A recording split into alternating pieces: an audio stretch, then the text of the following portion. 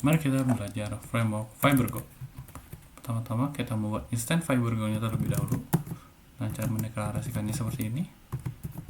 Fiber.new, kita panggil yang versi 2-nya, fiber.new. Ini sudah terbuat instance-nya. Kemudian kita untuk melisten di sebuah port, yaitu port 3000. Ini sudah jadi. Kita bisa langsung saja jalankan, berjalan sebagaimana mestinya. Kemudian kita ingin membuat sebuah metode get untuk memanggil dan juga menerima dari get itu sendiri. Kita buat get, ini rootnya mau kemana, kita root home aja, directory. Kemudian kita masukkan fungsi handlernya. Fungsi handlernya seperti ini, by default seperti ini. Ini misalnya ctx, dan kita kembalikan return error seperti ini. Kemudian kita return, kita mengirimkan string kepada endpoint ini, misalnya hello world seperti ini. Kita jalankan kembali. Oke, sudah jalan. Mari kita lihat di web browser. Kita panggil di web browser, ini hello world seperti yang kita harapkan. Oke, selanjutnya kita kembali lagi kepada kode kita. Di sini kita akan membuat dan menangkap parameter query dan juga body. Caranya agak sederhana. Misalnya kita ingin mencari sebuah sesuatu, atau enggak say hello, katakan saja say hello. Misalnya ini nama kita. Kita kembalikan lagi, ini callbacknya fiber.ctx, kita return value-nya error. Kemudian kita tangkap terlebih dahulu parameter ini dengan cara sederhana. Simpan saja di dalam sebuah variabel nama string c.params. Ini untuk menangkap parameter. Nama paramnya adalah nama sesuai dengan yang di sini. Kemudian kita return dan mengirimkan sesuatu ke dalam endpoint itu. Nah, cara send string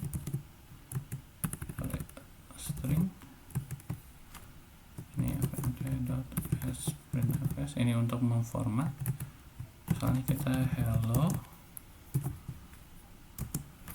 misalnya nama seperti ini.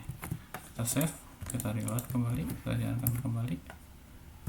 Oke, kita kembali kepada web browser kita. Nah, seperti ini. Misalnya kita kalau endpoint saya hello, katakan nama saya Kaiser, hello Kaiser. Misalnya kita ganti nama jadi Yanto, hello Yanto. Nah, ini seperti itu menangkap dengan parameter. Balik lagi kepada kodenya, kita menangkap sebuah query. Query ini agak sedikit berbeda dengan parameter.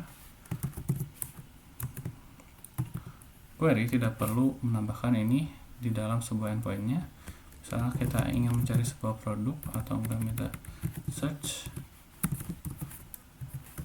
kembalikan handler yang sama, cek fiber.ctx error. Nah, kemudian kita tangkap dulu.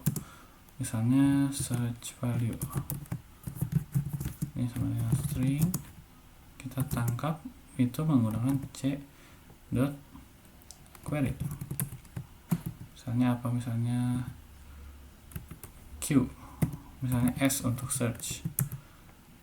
Kemudian kita kembalikan lagi ke dalam endpoint kita, send string, kita format lagi jawaban kita, fmt.sprintf, misalnya hasil yang Anda cari %s search value. Nah, seperti ini. Kita save, kita jalankan kembali. Oke, kita balik lagi kepada web browser kita. Misalnya kita ingin mencari sesuatu, search. Nah, perbedaan antara param dan query terletak di sini. Kita kasih tanda tanya, kemudian kita S, misalnya search baju lucu. Nih, hasil yang Anda cari adalah baju lucu. Perbedaannya hanya terletak di sini. Jika query menggunakan tanda tanya, jika param hanya menangkap di bagian endpoint ini saja gitu. Kita kembali lagi ke kode kita dan menuliskan yang terbaru. Misalnya kita menerima sesuatu dari body. Ini biasanya terletak di pada method post. Kita jalankan app, panggil method post. Contoh, kalian ingin melakukan login. Pada saat login pasti kalian ingin mengirimkan username atau email dan juga password. Nah, seperti ini dulu kita buat handlernya. Text error dan seperti ini. Kemudian untuk menangkap username atau password, kalian tidak membutuhkan seperti sebelumnya, tapi kalian harus membuat struct. Mungkin ada cara lain, tapi ini cara yang paling saya suka. Misalnya login data, misalnya struct, kemudian kita simpan. Misalnya untuk login kita memerlukan username dan password. Username ini tempenya string, kemudian kita tulis di sini JSON username. Ini untuk memastikan nanti ketika pengiriman menggunakan body bahwa ini diidentifikasikan sebagai username. Kemudian kita memiliki password. Ini ada string JSON password. Nah, nanti akan diparsing berdasarkan JSON request. Nah, di sini kita perlu apa? Kita membuat instant login data. Kita membuat variabel login data, misalnya login data, tipenya adalah login data seperti ini. Nah, kemudian kita memparsing request tersebut dengan cara body parser. Nah, ini kita cantumkan alamat dari login data. Jadi nanti variabel ini otomatis terubah oleh function ini. Nah, ini mengembalikan nilai error. Kita harus cek apakah ini error atau enggak. Jika error, maka fmt.println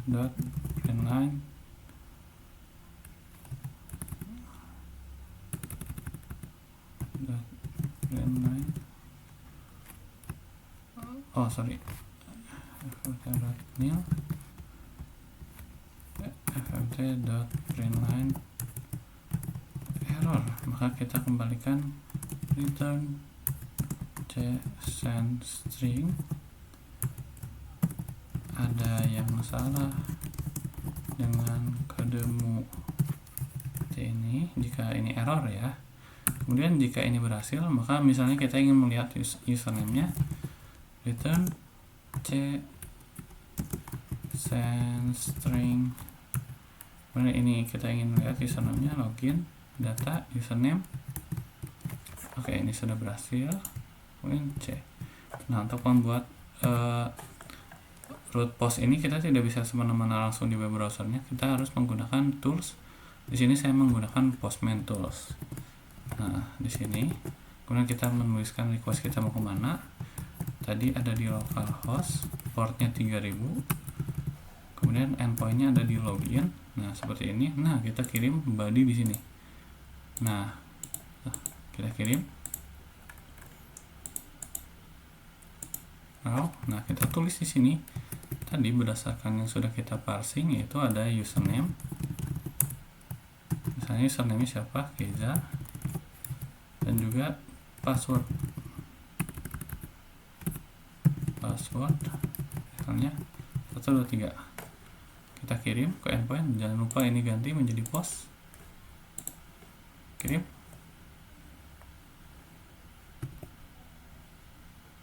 Nah, ini sudah berhasil. Tapi sepertinya ada yang salah. Mari kita cek kembali ke codingan kita. Login data username. Login data username. Oh, sorry. Ini harusnya huruf besar. Ini juga huruf besar.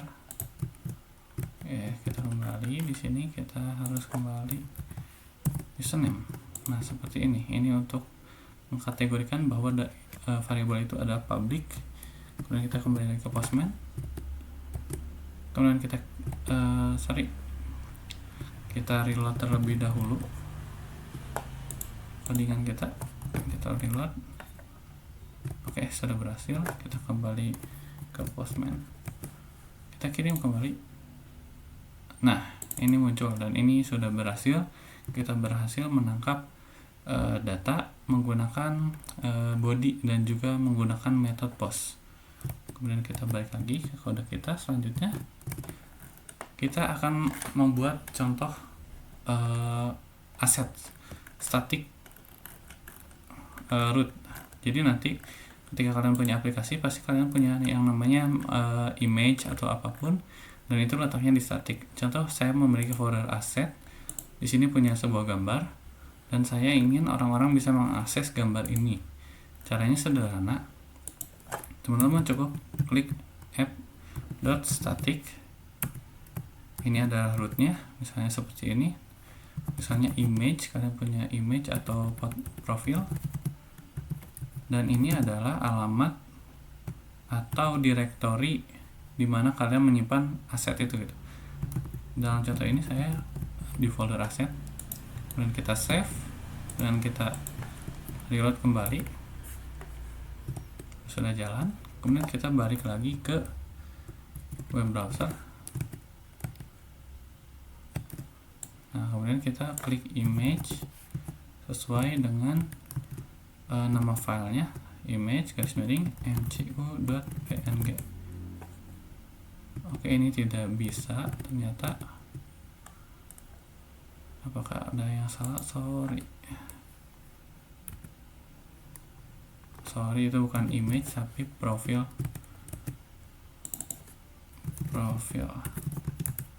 Nah, ini sudah bisa diakses oleh publik. Jadi misalnya contohnya kalian ingin punya sesuatu hal yang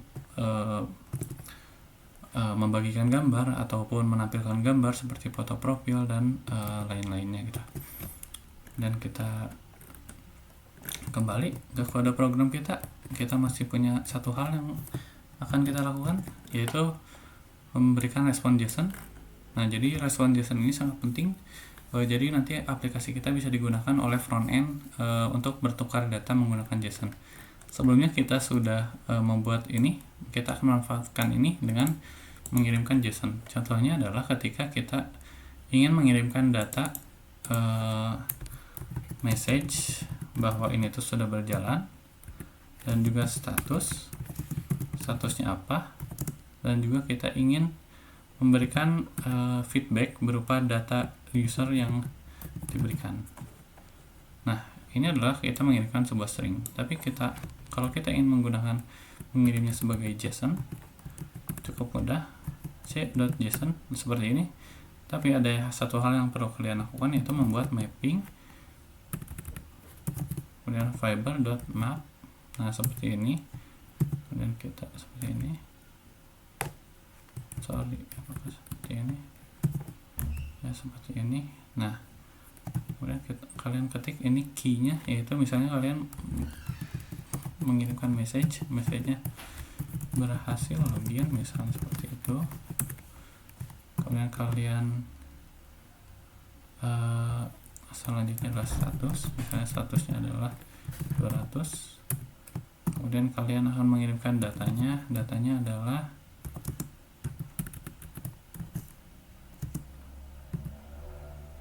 login data.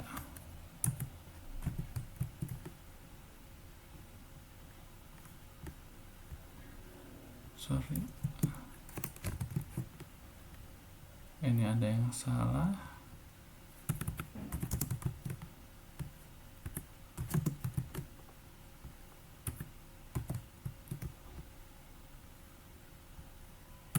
Dan login data .json.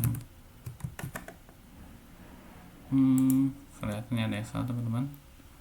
Argumen.